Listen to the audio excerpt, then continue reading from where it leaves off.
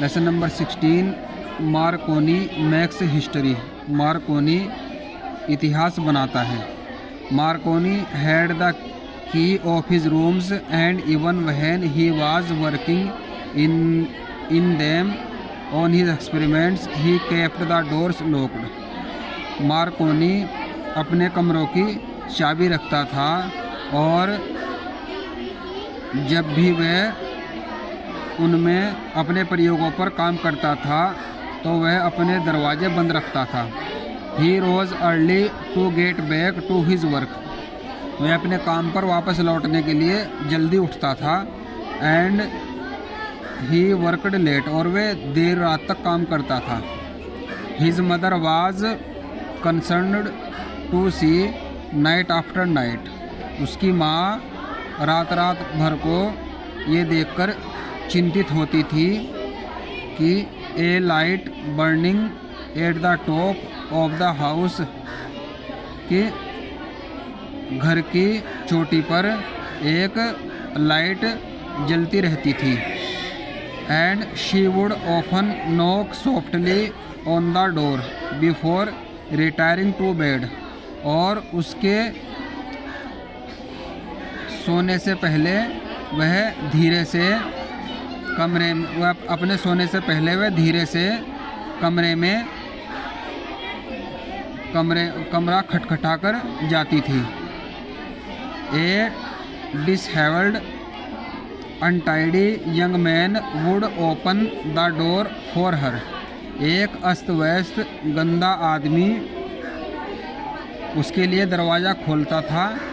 And draw her inside, showing her his batteries, the homemade apparatus, the seemingly endless tangle of wire and coils.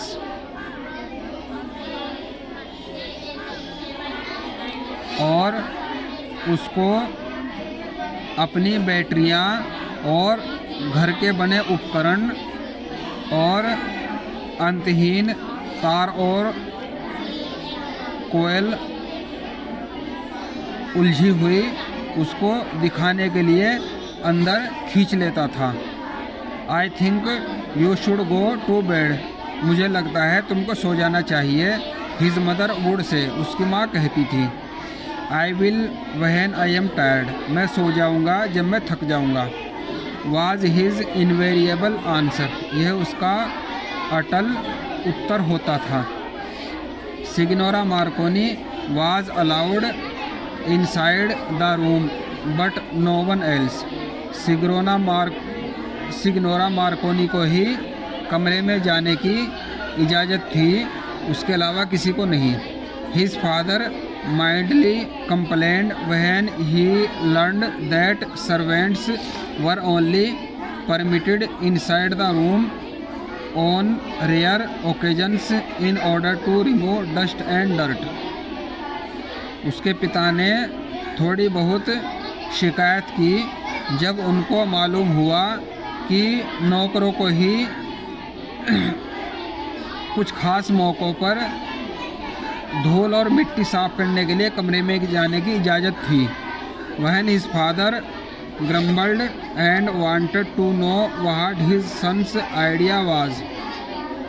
जब उसके पिता ने शिकायत की और वे अपने बेटे का विचार जानना चाहते थे, Signora Marconi set herself on the arm of her husband's chair. Signora Marconi अपने पति की कुर्सी के हत्थे पर बैठ गई। His idea she said softly. उसका विचार, उसने धीरे से कहा, इज़ दैट यह है कि it is possible for signals voices even to be send from place to place through the air.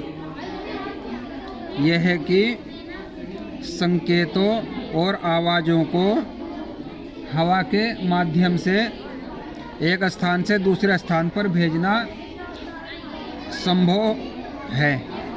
Well let him experiment. ठीक है, उसे प्रयोग करने दो। The old man said gruffly. उस बूढ़े आदमी ने उदासी से कहा, yet it would be pleasant occasionally to see something of one son. फिर भी किसी के बेटे के द्वारा कुछ करना कभी कभार बहुत सुखद होता है। Marconi had always been sparing of words. Marconi हमेशा शब्दों से बचता था। इन दोज अर्ली डेज, उन शुरुआती दिनों में, he told no one except his mother of his hopes. उसने अपनी माँ के अलावा किसी को भी अपनी आशाओं के बारे में नहीं बताया। At the time of his first experiment, अपने पहले प्रयोग के समय, his common sense told him, उसके सामान्य ज्ञान ने उसको कहा, that his idea must Indeed look fantastic in the eyes of the others, कि उसका विचार दूसरों की नज़र में सचमुच शानदार दिखना चाहिए।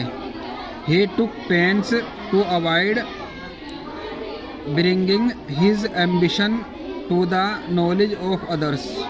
उसने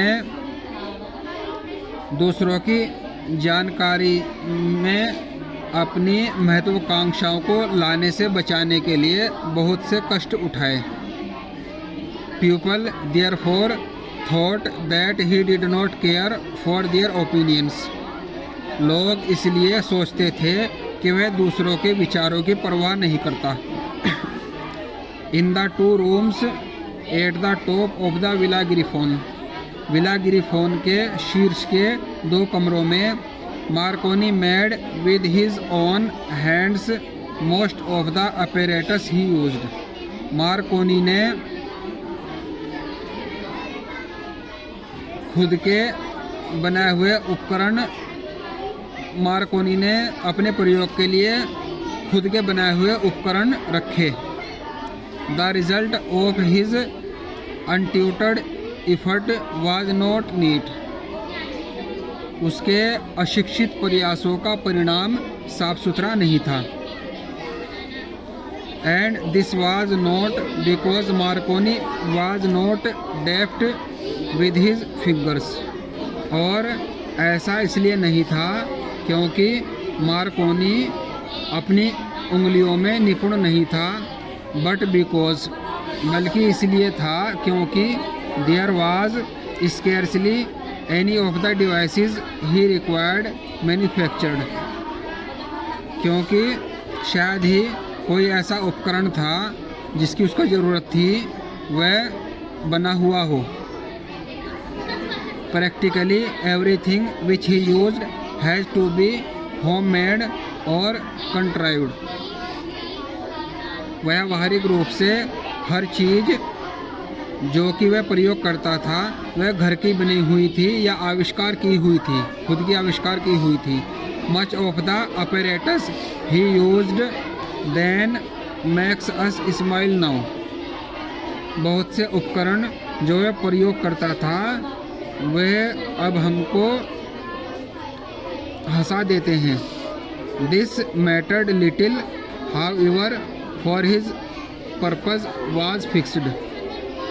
ये बहुत कम महत्व रखता है, हालांकि उसके उद्देश्य तय थे, उसका लक्ष्य तय था। एंड हिज एफर्ट्स वर कीन, और उसके प्रयास ज़बरदस्त थे। In many of his early experiments Markovnikov was complemented by his friends and assistants on his capability of making instruments end devices.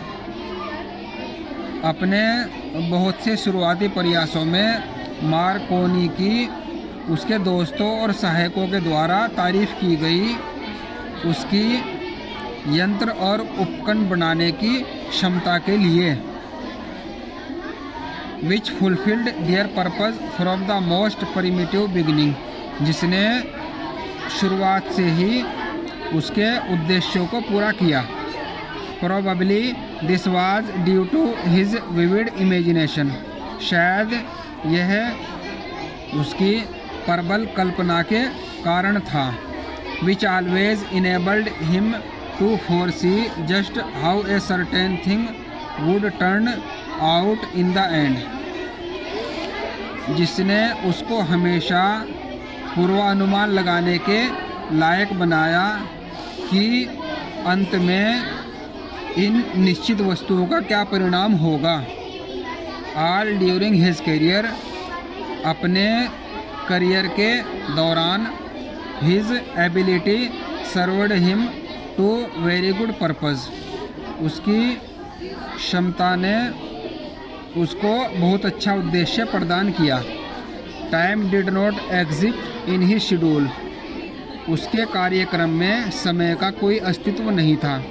The experiment went throw, प्रयोग चलते गए। And if he did nothing of a constructive nature to allay the fear that existed in the minds of the villa Griffone, और यदि वह villa Griffone के मस्तिष्क में मौजूद डर को दूर करने के लिए रचनात्मक प्रकृति का कुछ नहीं कर सकता था, that sudden death lurked in the strange pots which houses his batteries, कि उसके बैटरियां रखने वाले अनोखे बर्तनों में छिपी हुई अचानक मौत थी।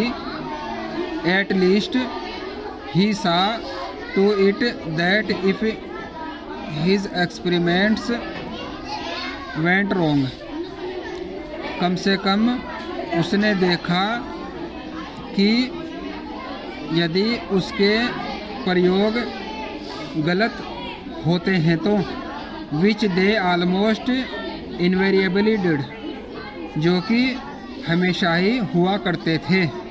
He was the hand responsible for the failure, तो उस असफलता के लिए वह खुद जिम्मेदार था।